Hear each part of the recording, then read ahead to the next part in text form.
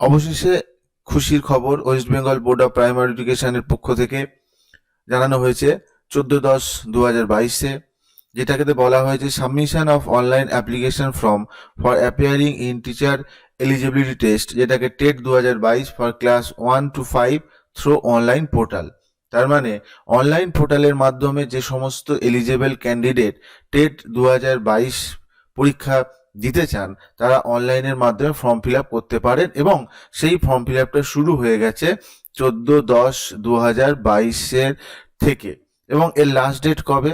14/10/2022 4টে থেকে official time, সেখান থেকে ফর্ম ফিল আপ শুরু হয়েছে, এবং এর লাস্ট ডেট হচ্ছে 3/11/2022 পর্যন্ত, তার বেশি কিন্তু নয়। এখন এই ফর্ম ফিল আপ করতে গেলে যে ওয়েবসাইটগুলো দরকার সেই ওয়েবসাইটগুলো এখানে দেওয়া হয়েছে। একটা হচ্ছে wbbp.org বা wbbprimaryeducation.org। এই দুটো ওয়েবসাইটের মাধ্যমে টেট 2022 ফর ক্লাস 1 to 5 সেখানে অনলাইন ফর্ম ফিল আপ ক্যান্ডিডেটরা করতে পারেন। এবং সেই ফর্ম ফিল আপটা কীভাবে হবে এবং সেই ফর্ম ফিল আপটা কেমন দেখতে হবে সেই সম্পর্কে আমরা এক্ষুনি এটা একটু দেখিয়ে দেব বা আলোচনা করব। তবে তো ফর্ম ফিল আপের আগে আমাদের কিছু ইনফরমেশন, কিছু ডকুমেন্টস হাতের কাছে নিয়ে ফর্ম ফিল আপ করতে বসা উচিত, এবং কিছু কিছু ডকুমেন্টের স্ক্যান কপি করে নিতে হবে, সেগুলোকে এখানে আপলোড করতে হবে।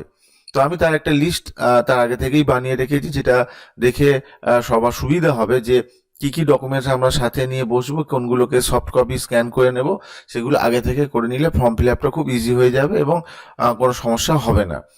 তো প্রথম যেটা দরকার সেটা একটা ইমেল আইডি দরকার। ওখানে শুরুতেই রেজিস্ট্রেশন করতে হয়, রেজিস্ট্রেশনের সময় একটা ভ্যালিড এবং ইউনিক ইমেল আইডি দরকার, যে ইমেল আইডিটা শুধুমাত্র সেই ক্যান্ডিডেটই অ্যাভেল করতে পারে। একটি ভ্যালিড ইউনিক ফোন নম্বর দরকার, যেটা ওখানে সাবমিট করতে হয় রেজিস্ট্রেশনের সময়, এবং এই ফোন নম্বরে ওটিপি আসবে। ওটিপি সাবমিট করার পর পরবর্তী ধাপের ফর্ম ফিল আপ করতে পারবেন। এছাড়া দরকার ক্লাস 10, ক্লাস 12, গ্র্যাজুয়েশন এবং ট্রেনিং, যে ট্রেনিংগুলোর মধ্যে ডিএলএড, বিএলএড, বিএড বা স্পেশাল বিএড, তার সমস্ত মার্কশিটগুলো হাতের কাছে রাখা দরকার, কারণ ওখানে year, passing of year, marks obtained, percentage, এগুলো এখানে দিতে হবে। স্ক্যান করতে হবে ক্যান্ডিডেটের নিজের ফটো, যে ফটোটা জেপিইজি, পিএনজি ফরম্যাটে থাকবে, সাইজ হবে 5 থেকে 100 কেবির মধ্যে, এবং সিগনেচার ওই একই রকম ভাবেই 5 থেকে 100 কেবির মধ্যে জেপিইজি, পিএনজি ফরম্যাটে স্ক্যান করতে হবে।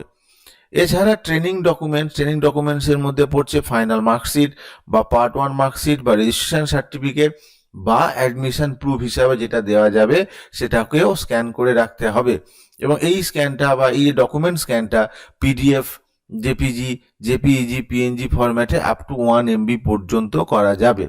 এছাড়া লাগছে আধার কার্ডের কিন্তু ফ্রন্ট সাইড আলাদা করতে হবে, ব্যাক সাইড আলাদা স্ক্যান করতে হবে। দুটো জায়গাতেই দুরকম আপলোডিং এর ব্যবস্থা রাখা হয়েছে, আধার কার্ডের ফ্রন্ট সাইড আপলোড, আধার কার্ডের ব্যাক সাইড আপলোড। এছাড়াও লাগছে কাস্ট সার্টিফিকেট। এই কাস্ট সার্টিফিকেটটা যদিও ম্যান্ডেটরি নয়, তবু আমি এখানে বলবো যে কাস্ট সার্টিফিকেটটাও যদি কেউ জেনারেল ছাড়া SC, ST, ওবিসি হন, তাহলে তারা এই কাস্ট সার্টিফিকেটটাও কিন্তু স্ক্যান করে রাখবেন। তাহলে এই ডকুমেন্টসগুলোকে স্ক্যান করার পর, ডকুমেন্টসগুলোকে হাতের কাছে নেওয়ার পর আমরা তবেই কিন্তু ফর্ম ফিল আপটা শুরু করতে পারবো, তবেই কিন্তু ফর্ম ফিল আপটা খুব স্মুথলি করতে পারবো। এবার দেখে নেওয়া যাক ফর্ম ফিল আপটা কিরকম ভাবে করা হচ্ছে বা কিভাবে হচ্ছে, সেই খুঁটিনাটি বিষয়ে আমি একটু আলোচনা করে দিচ্ছি। প্রথমে একটি ব্রাউজার ওপেন করেছি, সেটা হলো এখানে গুগল ব্রাউজার আমি ওপেন করেছি গুগল ক্রোম থেকে। সেই গুগল ব্রাউজারে আমি টাইপ করছি এখানে যে ওয়েবসাইট ওদের ওখানে দেওয়া রয়েছে pe.org।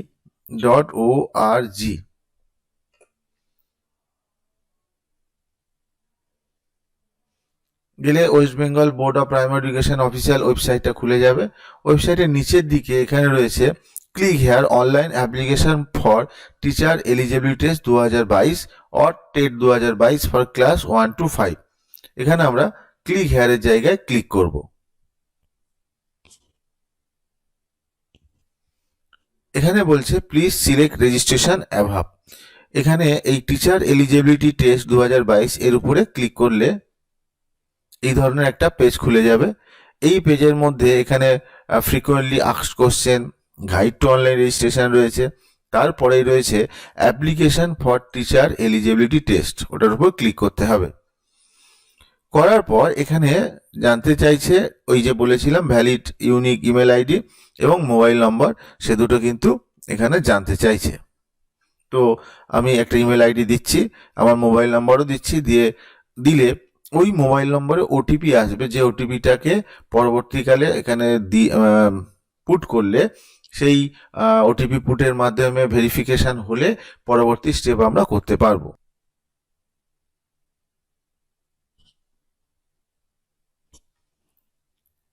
এইবার সাবমিট করার পর এখানে আমাদের মেন যে ফর্ম রয়েছে সেই ফর্মটা ওপেন হয়ে গেছে, এবং এই ফর্মে যাবতীয় যে সমস্ত ইনফরমেশন রয়েছে সেই ইনফরমেশনগুলোকে এখানে সঠিকভাবে আমাকে ফিল আপ করতে হবে। যেমন first name, middle name, last name, father's বা mother's name, date of birth according to MP admit card, জেন্ডারের মধ্যে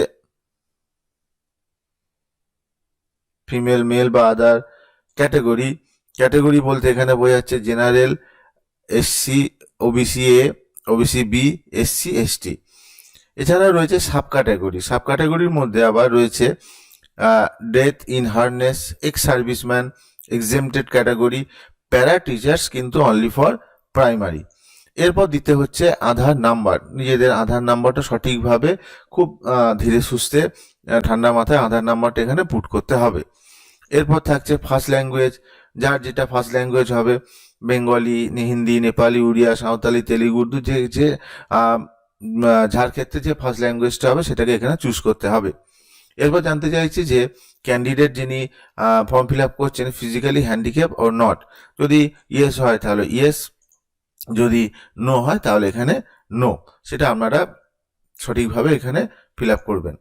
এরপর জানতে চাইছে পার্মানেন্ট অ্যাড্রেসের ক্ষেত্রে হাউস নম্বরটা কিন্তু ম্যান্ডেটরি নয়, কারণ এর উপর স্টার নেই।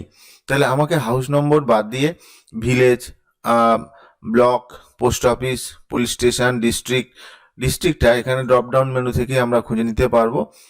আমাদের যার ক্ষেত্রে যে ডিস্ট্রিক্ট হবে এই ড্রপ ডাউন মেনু থেকে আমরা স্ক্রল ডাউন করে এটাকে কিন্তু আমাদের সঠিক ডিস্ট্রিক্টটা দিয়ে দিতে পারবো।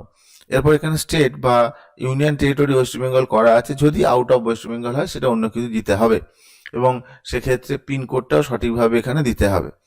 এইবার জানতে চাইছি পোস্টাল অ্যাড্রেস। পার্মানেন্ট অ্যাড্রেস আর পোস্টাল অ্যাড্রেস যদি একই হয় তাহলে সেম অ্যাজ পার্মানেন্ট অ্যাড্রেসের ঘরে আমরা একটা টিক করে দেবো, ক্লিক করে দিলে এখানে টিক উঠে আসবে। হ্যাঁ, এই টিক উঠে আসা মানে আমার পার্মানেন্ট অ্যাড্রেস এবং পোস্টাল অ্যাড্রেস সেম, সেটা বোঝাচ্ছে। আর যদি না হয় তাহলে পুনরায় আবার সবকিছু ফিল আপ করতে হবে। এরপর আসছে একাডেমিক কোয়ালিফিকেশন। এই একাডেমিক কোয়ালিফিকেশনের মধ্যে ক্লাস টেনের যে বোর্ড, এই বোর্ডটা লেখার সময় আমরা শর্টেও লিখতে পারি WBBSC, বা কেউ চাইলে এটাকে ফুল ফর্মেও লিখতে পারেন, West Bengal board of secondary education. Year of passing, full marks কত, অবটেন মার্কস কত এবং তার পার্সেন্টেজ কত। ক্লাস 12-এর ক্ষেত্রেও তাই, গ্র্যাজুয়েশনের ক্ষেত্রেও তাই। এইখানে গ্র্যাজুয়েশনের ক্ষেত্রে এর আগেও একটা নোটিফিকেশন দেওয়া হয়েছিল যে যারা অনার্স গ্র্যাজুয়েট তারা কিন্তু এখানে বলাই আছে, দেখুন, honours graduate will enter marks obtain in honours paper only.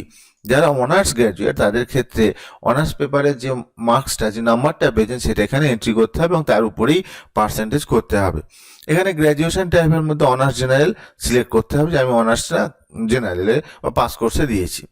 এরপর আছে ট্রেনিং কোয়ালিফিকেশনের মধ্যে আছে 2 ইয়ার ডিপ্লোমা, মানে ডিএলএড বা বিএলএড বা বিএড বা special education, diploma in education special education, যে কোনো একটা এখানে দিতে হবে।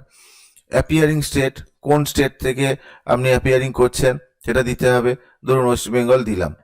এবার এখানে এক্সামিনিং বডি বা অ্যাপিলেটিং বডি, যদি যে সংস্থা, মানে যে নিয়ামক সংস্থা এটাকে অ্যাফিলেট করছে বা এটাকে এক্সামিন করছে তার নামটা এখানে দিতে হবে।